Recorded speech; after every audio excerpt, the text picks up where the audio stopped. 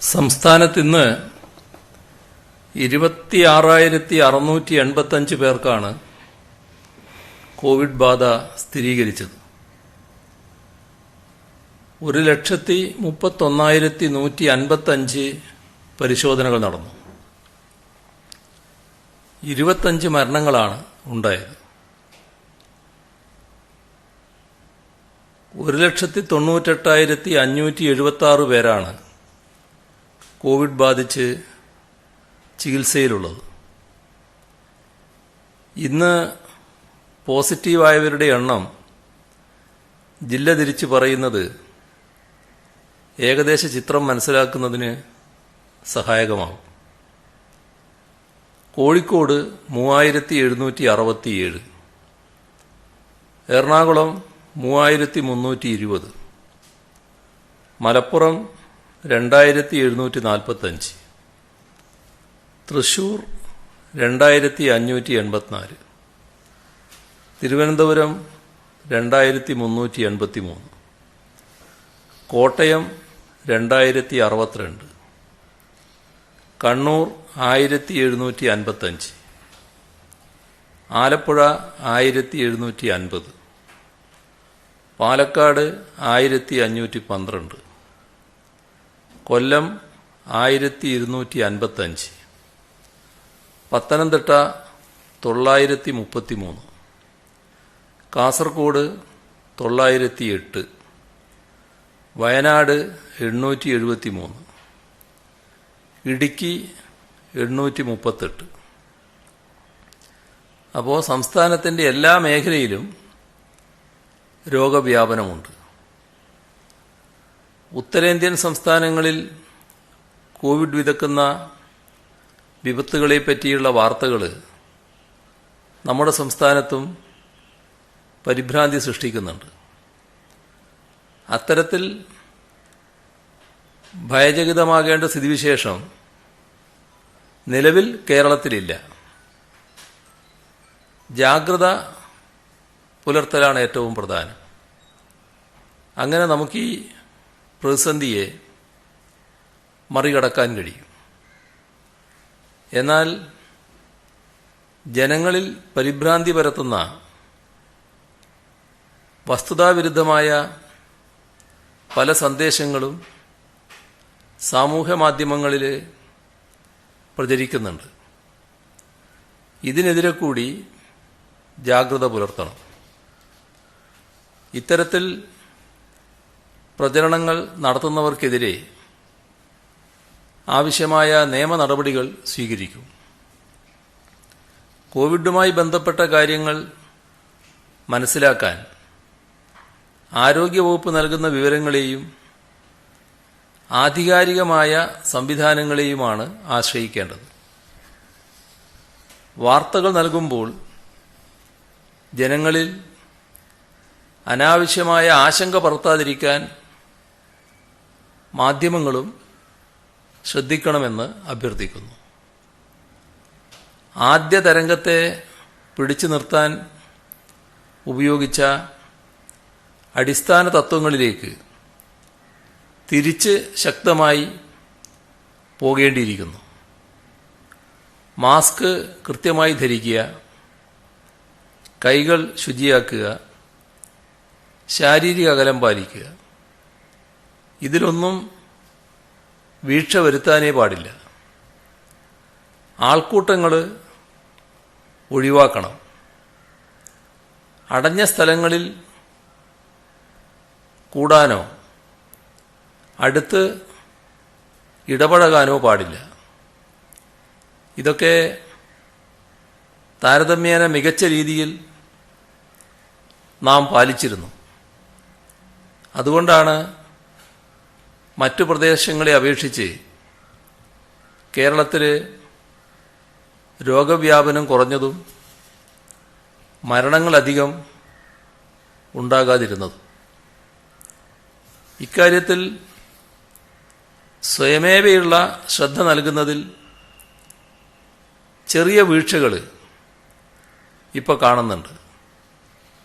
പോലീസോ മറ്റ് സർക്കാർ സംവിധാനങ്ങളോ ഇടപെട്ടില്ലെങ്കിൽ തോന്നുന്നതുപോലെ ആകാം എന്നൊരു ധാരണ ഉള്ളവർ അത് നിർബന്ധമായും തിരുത്താൻ തയ്യാറാവണം.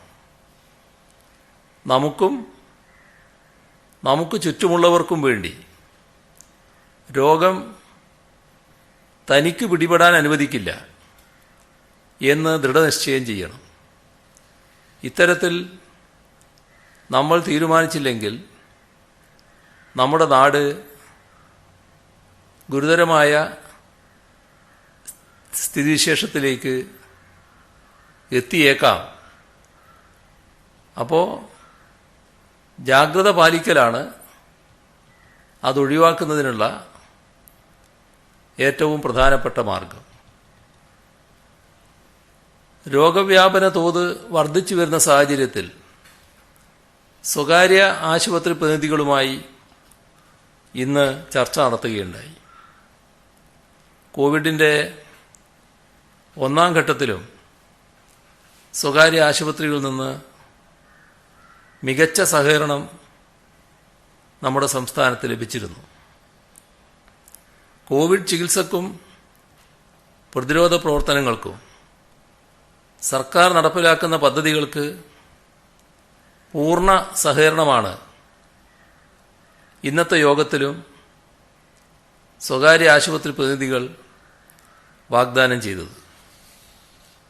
വ്യാപനത്തോത് രൂക്ഷമാകുന്ന ഘട്ടത്തെ മുന്നിൽ കണ്ടുള്ള നിർദ്ദേശങ്ങളാണ് യോഗത്തിൽ മുന്നോട്ട് വച്ചത്. എല്ലാ ആശുപത്രികളും കിടക്കകൾ യുദ്ധകാലാടിസ്ഥാനത്തിൽ വർദ്ധിപ്പിക്കണമെന്ന് ആവശ്യപ്പെട്ടിട്ടുണ്ട്. മൊത്തം കിടക്കകളുടെ 25%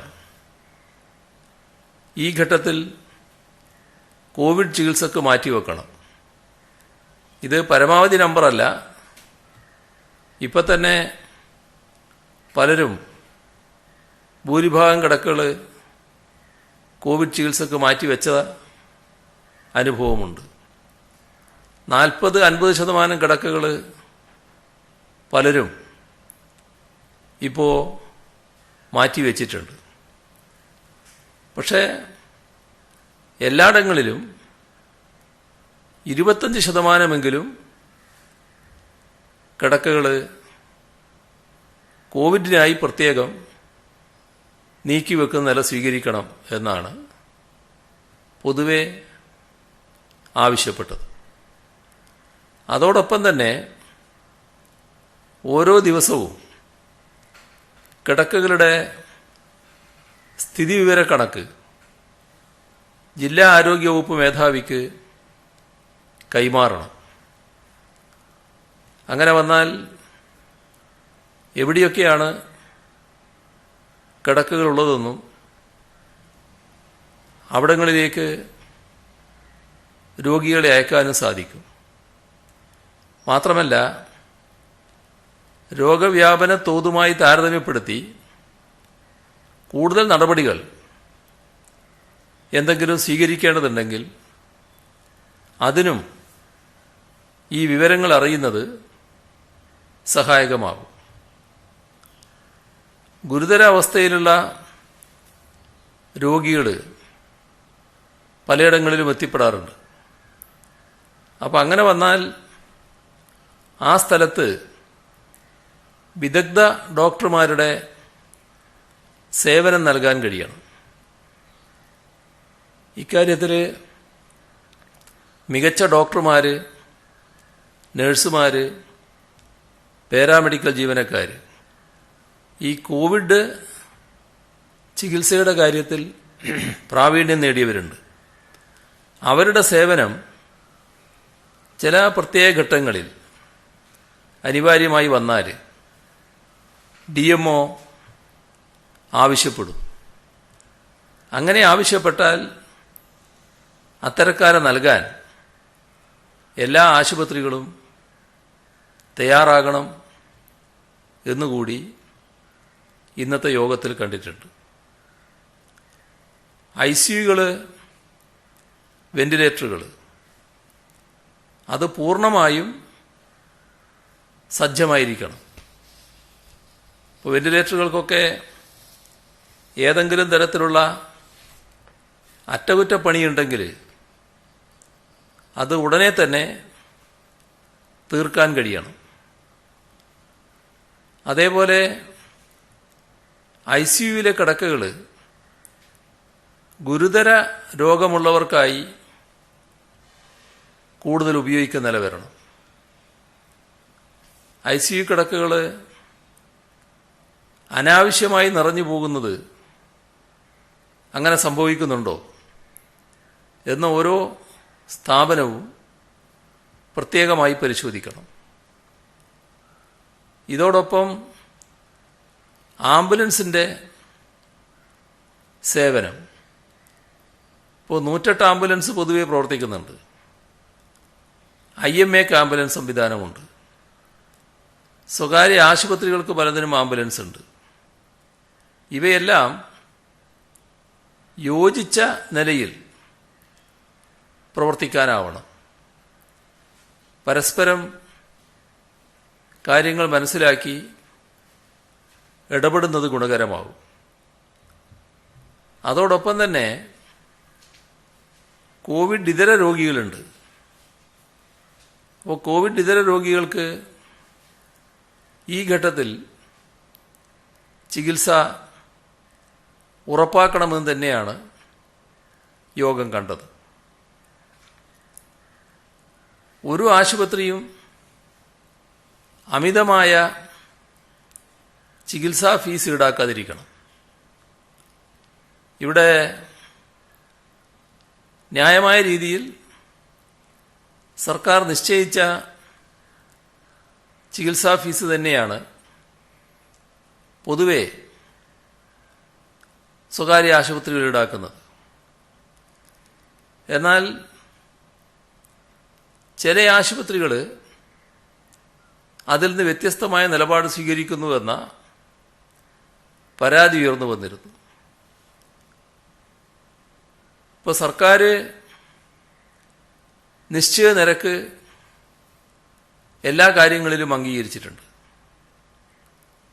ആ നിരക്ക് എല്ലാവരും യോജിക്കുന്ന നിരക്കുമാണ്. അതിനെക്കുറിച്ചൊരു പരാതിയും വലിയ തോതിൽ ഉയർന്നു വന്നിട്ടില്ല. അപ്പോൾ അതേ നിരക്ക് എല്ലാ ആശുപത്രികളും അംഗീകരിക്കുന്ന നിലയുണ്ടാവണം. സ്വകാര്യ ആശുപത്രികൾ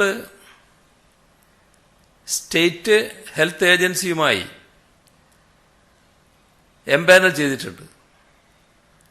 എന്നാൽ അങ്ങനെ ചെയ്യാത്ത ചില ആശുപത്രികളുണ്ട്. അപ്പോൾ ആ ആശുപത്രികൾ കൂടി സ്റ്റേറ്റ് ഹെൽത്ത് ഏജൻസിയുമായി എംപാനൽ ചെയ്യുന്നത് നന്നാകും. ഇവിടെ ചികിത്സയുമായി ബന്ധപ്പെട്ട് വരുന്ന ചെലവ്,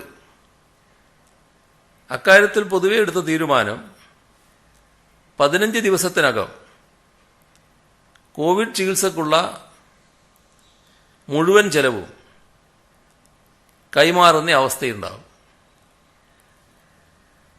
ഇത് സംബന്ധിച്ച് സ്വകാര്യ ആശുപത്രികൾ നേരത്തെയുള്ള ചില പ്രശ്നങ്ങൾ ഉന്നയിച്ചിരുന്നു. ആ പ്രശ്നങ്ങൾ പരിശോധിച്ച് ചീഫ് സെക്രട്ടറിയും ആരോഗ്യവകുപ്പ് സെക്രട്ടറിയും ആവശ്യമായ നടപടി സ്വീകരിക്കും. നാം കാണേണ്ട വസ്തുത, ജാഗ്രതയോടെ നീങ്ങിയാൽ മാത്രമേ രോഗവ്യാപനം കുറക്കാൻ സാധിക്കുകയുള്ളൂ. അപ്പോൾ സർക്കാരെന്നോ സർക്കാർ ഇതര സ്ഥാപനങ്ങളെന്നോ ഉള്ള വ്യത്യാസമില്ലാതെ ഒറ്റക്കെട്ടായി ആരോഗ്യമേഖലയാകെ നീങ്ങണം എന്ന അഭ്യർത്ഥനയാണ് സർക്കാർ യോഗത്തിൽ മുന്നോട്ട് വെച്ചത്. ഇതിന് അങ്ങേയറ്റം അനുകൂലമായ നിലപാടാണ് എല്ലാവരുടെയും ഭാഗത്തു നിന്ന് ഉണ്ടായത്. സർക്കാർ സംവിധാനങ്ങൾ ഉപയോഗിച്ച് സൗജന്യമായ കോവിഡ് ചികിത്സയാണ് നമ്മുടെ സംസ്ഥാനത്ത് നടത്തിവരുന്നത്. അതോടൊപ്പം കാരുണ്യ ആരോഗ്യ സുരക്ഷാ പദ്ധതിയുടെ ഭാഗമായി ഒന്നാമത്തെ കോവിഡ് തരംഗത്തിൽ 60,47,00,000 രൂപ സ്വകാര്യ ആശുപത്രികളിൽ ചികിത്സ തേടിയവർക്കായി ചെലവഴിച്ചിട്ടുണ്ട്. കാരുണ്യ പദ്ധതിയുടെ ഗുണഭോക്താക്കളായ 4,936 പേർക്ക്, അതേപോലെ തന്നെ റഫർ ചെയ്ത 13,236 പേർക്ക് ചികിത്സാ ചെലവ് സർക്കാരാണ് വഹിച്ചത്. നിലവിലെ സാഹചര്യത്തിൽ സ്വകാര്യ ആശുപത്രികളുടെ സൗകര്യങ്ങൾ കുറെ കൂടി ഫലപ്രദമായി ഉപയോഗിക്കുന്നതിനെക്കുറിച്ചാണ് യോഗം ആലോചിച്ചത്. അത്തരം കാര്യങ്ങളുടെ വിശദാംശങ്ങൾ അധികം വൈകാതെ തന്നെ ലഭ്യമാക്കും. കോവിഡ് വ്യാപനം തടയുന്നതിൻ്റെ ഭാഗമായി പ്രഖ്യാപിച്ച വാരാന്ത്യ നിയന്ത്രണങ്ങൾ സംസ്ഥാനത്ത് പൊതുവെ കർശനമായി നടപ്പാക്കുന്നുണ്ട്. പോലീസ് പരിശോധന കർശനമാക്കിയിട്ടുണ്ട്. ഹയർ സെക്കൻഡറി പരീക്ഷകൾ, വോട്ടെണ്ണലിന് നിയോഗിച്ചിരിക്കുന്ന ജീവനക്കാരുടെ പരിശീലനം, അവശ്യ സർവീസുകൾ, ഇവയ്ക്കെല്ലാം യാതൊരു തടസ്സവും ഉണ്ടായിട്ടില്ല. യാതൊരു തടസ്സവുമില്ലാതെ അവയുടെ എല്ലാം പ്രവർത്തനങ്ങൾ നടന്നിട്ടുണ്ട്. കോവിഡ് മാനദണ്ഡങ്ങൾ പാലിച്ച് തൃശൂർ പൂരം നടത്തുകയുണ്ടായി. അതിനിടെയുണ്ടായ അപ്രതീക്ഷിതമായ അപകടത്തിൽ 2 പേർ മരിക്കുകയും പോലീസ് ഉദ്യോഗസ്ഥർ ഉൾപ്പെടെ നിരവധി പേർക്ക് പരിക്കേൽക്കുകയും ചെയ്ത ദാരുണമായ സംഭവം ഉണ്ടായിട്ടുണ്ട്. കോവിഡ് രോഗവ്യാപനത്തിൻ്റെ സാഹചര്യത്തിൽ കോഴിക്കോട് ജില്ലയിൽ പ്രസവ ചികിത്സ കൂടുതൽ സുരക്ഷിതമാക്കാൻ നടപടി സ്വീകരിച്ചു. കോവിഡ് ബാധിതരാകുന്ന ഗർഭിണികളുടെ പ്രസവത്തിനായി ജില്ലയിലെ പ്രധാന ആശുപത്രികളിലും പ്രധാന സ്വകാര്യ ആശുപത്രികളിലും പുതുതായി ലേബർ റൂം ഒരുക്കാൻ നിർദ്ദേശം നൽകിയിട്ടുണ്ട്. സംസ്ഥാനത്ത് 24 മണിക്കൂറിനുള്ളിൽ മാസ്ക് ധരിക്കാത്തതിന് 22,703 പേർക്കെതിരായാണ് കേസെടുത്തത്. സാമൂഹിക അകലം പാലിക്കാത്തതിന് 9,145 പേർക്കെതിരെ നിയമ നടപടിയും സ്വീകരിച്ചു. പിഴയായി ഈടാക്കിയത് 62,91,900 രൂപയാണ്. നിന്ന് വരുന്നവര് കർശനമായി ക്വാറന്റൈൻ പാലിക്കേണ്ടതിൻ്റെ ആവശ്യകതയിലേക്കാണ് ഇത് വിരൽ ചൂണ്ടുന്നത്. ക്വാറന്റൈൻ ലംഘിക്കുന്നവർക്കെതിരെ നിയമപരമായ നടപടികളും സ്വീകരിക്കും. ബ്രേക്ക് ദ ചെയിൻ ക്യാമ്പയിൻ ഗ്രാമപ്രദേശങ്ങളിൽ കൂടുതൽ ശക്തമാക്കേണ്ടതുണ്ട്. അതിൻ്റെ ഉത്തരവാദിത്വം അതാത് തദ്ദേശഭരണ സ്ഥാപനങ്ങൾ ഏറ്റെടുക്കണം. ആൾക്കൂട്ടങ്ങൾ ഒഴിവാക്കുക, മാസ്കുകൾ ധരിക്കുക, ഇങ്ങനെയുള്ള കോവിഡ് പ്രതിരോധ മാർഗങ്ങളെല്ലാം കൃത്യമായി നടപ്പിൽ വരുത്തുന്നുവെന്ന് ഓരോ തദ്ദേശഭരണ സ്ഥാപനവും ഒരു തരത്തിലുള്ള ആരോഗ്യകരമായ മത്സരബുദ്ധിയോടെ പ്രവർത്തിക്കുന്നതിന് തയ്യാറാവണം. അത്തരത്തിൽ മികച്ച പ്രവർത്തനങ്ങൾ തദ്ദേശഭരണ സ്ഥാപനങ്ങൾക്ക് നടത്താൻ കഴിയേണ്ടതായിട്ടുണ്ട്. ഇതോടൊപ്പം നാം ഗൗരവമായി കാണേണ്ട ഒരു കാര്യം, എപ്പോൾ വേണമെങ്കിലും പൊട്ടിത്തെറിച്ചേക്കാവുന്ന ഒരു അഗ്നിപർവ്വതത്തിന് മുകളിലാണ് നമ്മൾ ഇരിക്കുന്നത് എന്ന് മനസ്സിലാക്കൽ വളരെ പ്രധാനമാണ്. ഇപ്പോൾ സർക്കാർ ഏർപ്പെടുത്തിയ നിയന്ത്രണങ്ങൾ വളരെ യാന്ത്രികമായി അനുസരിക്കുന്നതിന് പകരം അവ നമ്മളേവരും സ്വയമേവ ഏറ്റെടുക്കാൻ തയ്യാറാകണം. ഇതാണ് അഭ്യർത്ഥിക്കാനുള്ളത്. മാറ്റിവെക്കാൻ സാധിക്കുന്ന പരിപാടികൾ ചുരുങ്ങിയത് ഒരു മാസം കഴിഞ്ഞ് നടത്താൻ തീരുമാനിക്കുക. ഇപ്പോൾ സർക്കാർ പരമാവധി അനുവദിച്ചത് 75 പേരെയാണ്. അത് ഇന്നലെയെല്ലാം പറഞ്ഞതുപോലെ കൂടുതൽ ചുരുക്കുന്ന സമീപനം സ്വീകരിക്കണം. ആരുടെയെങ്കിലും നിർബന്ധത്തിന് വഴങ്ങിയോ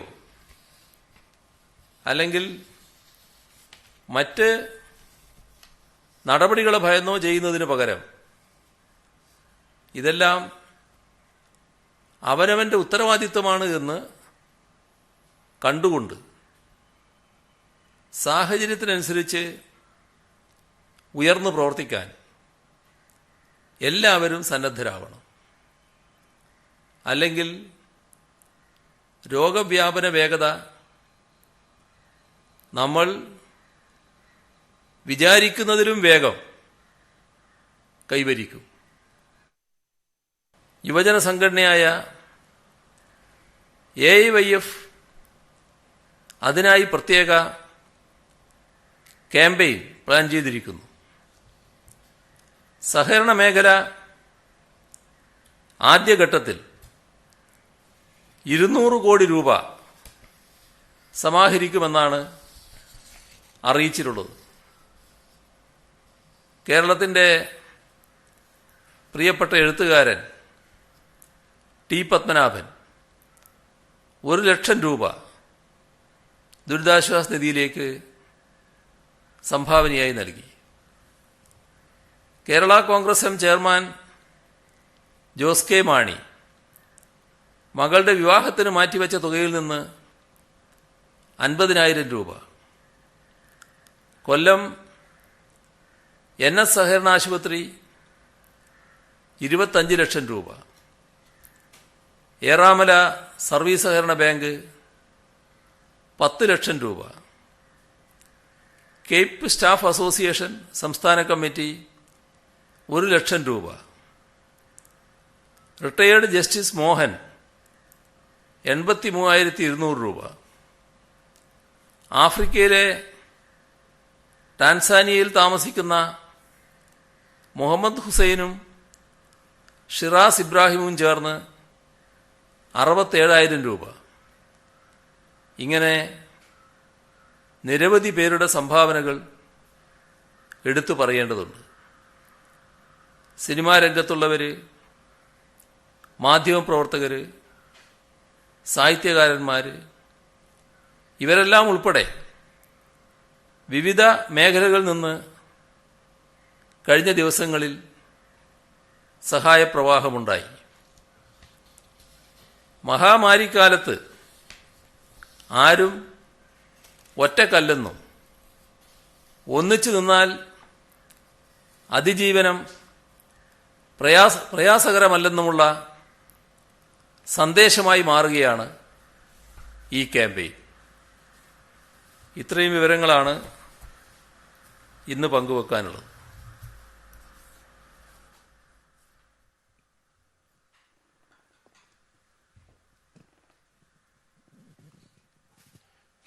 CM, ഈ വാക്സിൻ വിതരണവുമായി ബന്ധപ്പെട്ട് കേന്ദ്രമന്ത്രി വി മുരളീധരന്റെ ഒരു പ്രതികരണം ഉണ്ടായിരുന്നു. ഫേസ്ബുക്ക് പോസ്റ്റിലാണ് അദ്ദേഹം പ്രതികരിച്ചിരിക്കുന്നത്. മോഡി വിരുദ്ധതയ്ക്ക് വാക്സിൻ ഇല്ല എന്നാണ്. 50% സംസ്ഥാനങ്ങൾക്ക് സൗജന്യമായിട്ടാണ് നൽകുന്നത് എന്നൊരു പ്രതികരണമാണ് വി മുരളീധരൻ നടത്തിയിരിക്കുന്നത്. അല്ല, അതിനെന്താണ്, ഞാനെന്താ പറയാനുള്ളത് അതിനകത്ത്? CM, ഈ വാക്സിന് കേന്ദ്ര സർക്കാർ വില നിശ്ചയിച്ചിട്ടുണ്ടല്ലോ. 150 രൂപ, 400 രൂപ, 600 രൂപ എന്ന നിലക്കാണ് സ്ലാബ് അടിസ്ഥാനത്തിലാണ് വില നിശ്ചയിച്ചിട്ടുള്ളത്. ഇന്ന് ഒരു പ്രമുഖ പത്രത്തിലടക്കം ഇത് വിവിധ രാജ്യങ്ങളിലെ വിലയുമായി താരതമ്യം ചെയ്യുമ്പോൾ കൂടുതലാണ് എന്ന് വന്നിരിക്കുന്നത്. എന്നാൽ കേന്ദ്ര സർക്കാർ പറയുന്ന മിതമായ വിലയാണെന്നാണ്, ന്യായമായ വിലയാണെന്ന് പറയുന്നത്. എന്താണ് താങ്കളുടെ അഭിപ്രായത്തെക്കുറിച്ച്? ഇതില് ഇപ്പോ വന്ന അറിയിപ്പ് പ്രകാരം സ്വകാര്യ ആശുപത്രികൾ കോവിഷീൽഡ് വാക്സിൻ ഒരു ഡോസിന് 600 രൂപ നൽകണമെന്നാണ് തീരുമാനം. അപ്പോൾ അത്തരമൊരു തീരുമാനം നടപ്പായാൽ ലോകത്ത് ഏറ്റവും വലിയ വിലയിൽ വാക്സിൻ നൽകുന്ന രാജ്യമായി നമ്മുടെ രാജ്യം മാറും എന്നാണ് പുറത്തു വന്നിട്ടുള്ളൊരു വാർത്ത. ഒരേ വാക്സിന് ഇവിടെ 3 വിലയാണ് പറഞ്ഞിട്ടുള്ളത്. അതായത് കേന്ദ്രത്തിന് 150 രൂപക്ക്, സംസ്ഥാനത്തിന് 400 രൂപക്ക്, സ്വകാര്യ ആശുപത്രികൾക്ക് 600 രൂപക്ക്.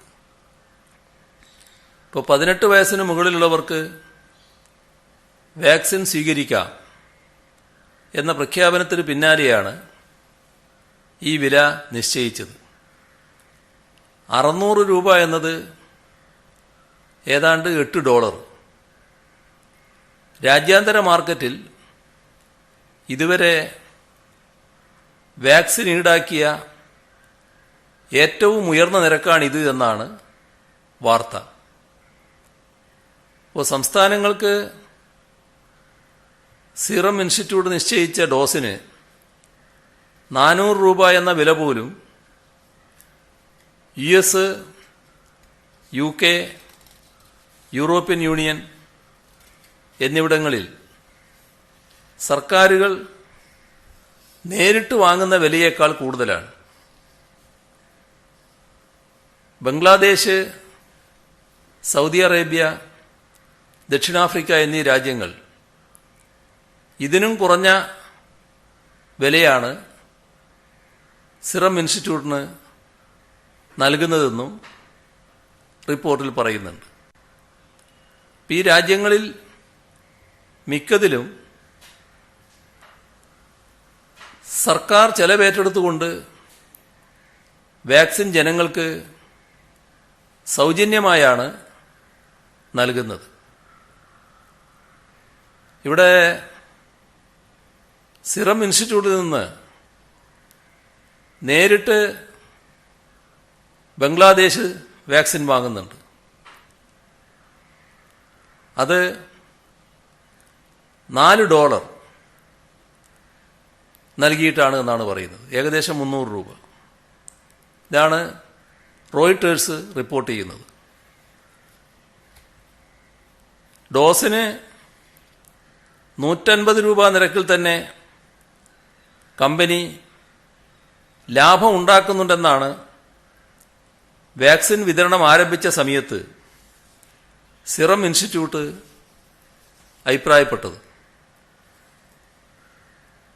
അന്ന് ലാഭമുണ്ടാകുന്നുവെന്ന് പറഞ്ഞ ആ നിരക്ക് പിന്നെ എന്താണ് ഇത്ര കണ്ട് മാറാനിടയായത് എന്നത് അറിയാത്ത കാര്യമാണ്. പക്ഷേ നാം സ്വീകരിക്കുന്ന നില വാക്സിന് വില ഈടാക്കുന്നത് ന്യായമല്ല എന്നുള്ളത് തന്നെയാണ്. ഇപ്പോൾ പ്രഖ്യാപിച്ചത് ന്യായവിലയുമല്ല. ഈ വസ്തുതകൾ ചൂണ്ടിക്കാട്ടി പ്രധാനമന്ത്രിക്ക് ഇന്നും കത്തയച്ചിട്ടുണ്ട്.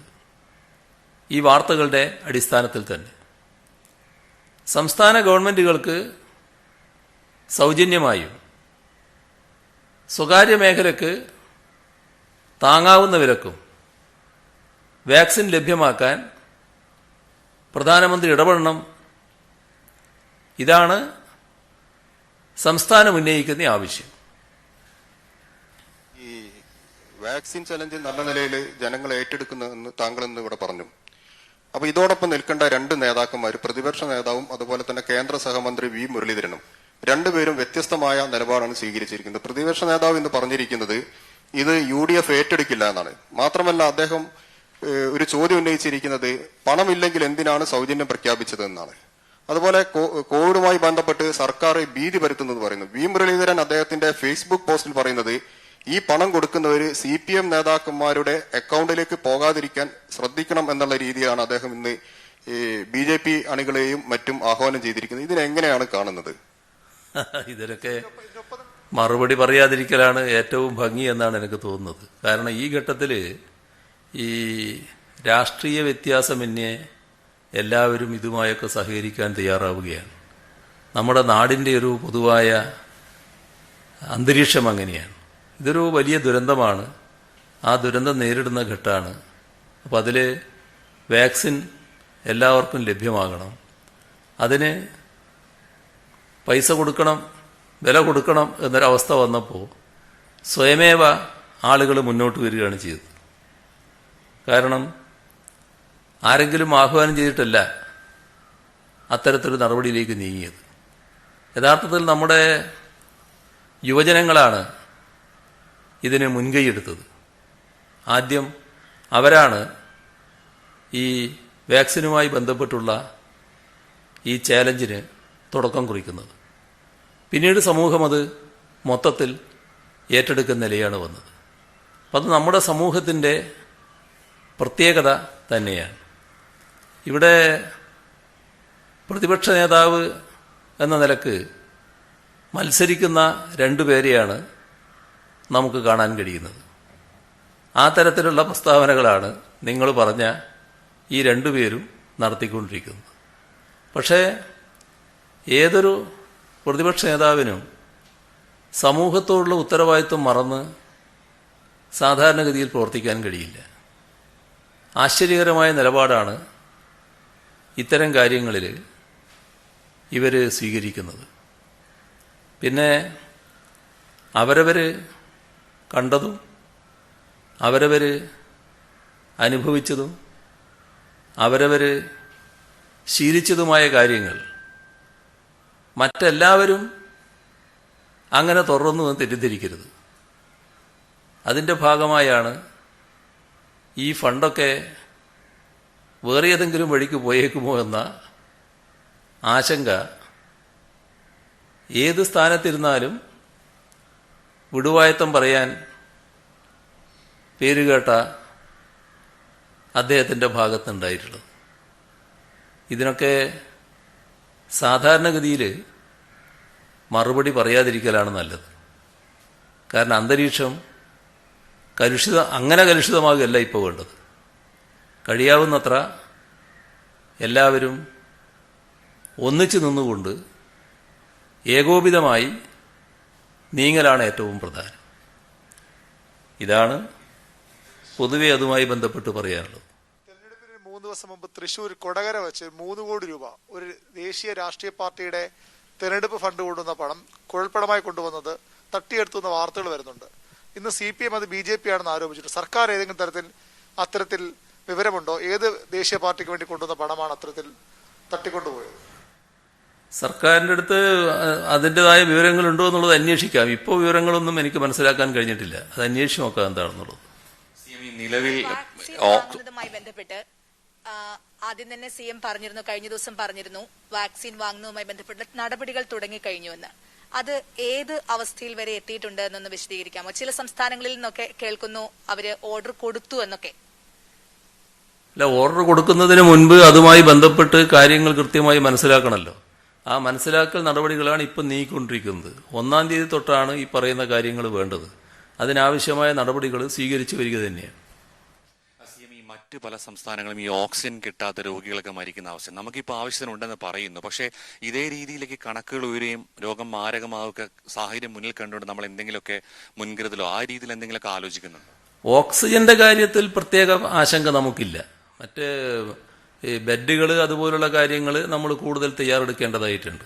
പക്ഷേ ഓക്സിജൻ ഇന്നത്തെ പ്രൈവറ്റ് ഹോസ്പിറ്റലുകളുടെ യോഗങ്ങളിലും കണ്ടത് ആവശ്യത്തിനുള്ള സ്റ്റോക്ക് ഉണ്ട് എന്ന് തന്നെയാണ്. അതുമായി ബന്ധപ്പെട്ട് ഒരാശങ്കയും ഉയർന്നു വന്നിട്ടില്ല. അപ്പോൾ എന്തെങ്കിലും ഉണ്ടായാൽ അത് നമുക്ക് പരിഹരിക്കാവുന്നതേ ഉള്ളൂ എന്നാണ് വരുന്ന റിപ്പോർട്ടുകളൊക്കെ. അപ്പോൾ അതുമായി ബന്ധപ്പെട്ടൊരാശങ്കയില്ല. എന്നാൽ മറ്റു കാര്യങ്ങളിൽ നാം നല്ല രീതിയിലുള്ള ജാഗ്രത പുലർത്തി പോകേണ്ടതായിട്ടുണ്ട്. ഓക്സിജന്റെ കാര്യത്തിലും അത് സ്റ്റോക്ക് കൃത്യമായിട്ട് ഉണ്ടാവുന്നതിനുള്ള നിലപാട് സ്വീകരിച്ചു പോവുകയും ചെയ്യും. ഇതര സംസ്ഥാനങ്ങളിലൊക്കെ ജനിതകമാറ്റം വന്ന വൈറസിന്റെ സാന്നിധ്യമുണ്ട് എന്ന് കണ്ടെത്തിയിട്ടുണ്ട്. നമ്മളും ഇവിടുന്ന് സാമ്പിളുകൾ ഡൽഹിയിലേക്ക് അയച്ചിട്ടുമുണ്ട്. അതിന്റെ എന്തെങ്കിലും വിധത്തിലുള്ള റിസൾട്ട് വന്നിട്ടുണ്ടോ? ഇല്ല, ആ ജനിതക മാറ്റത്തെക്കുറിച്ചുള്ള റിപ്പോർട്ടുകൾ വരാനിരിക്കുന്നതേ ഉള്ളൂ. ഇപ്പോൾ വന്നതായിട്ട് ഇല്ല റിപ്പോർട്ട്.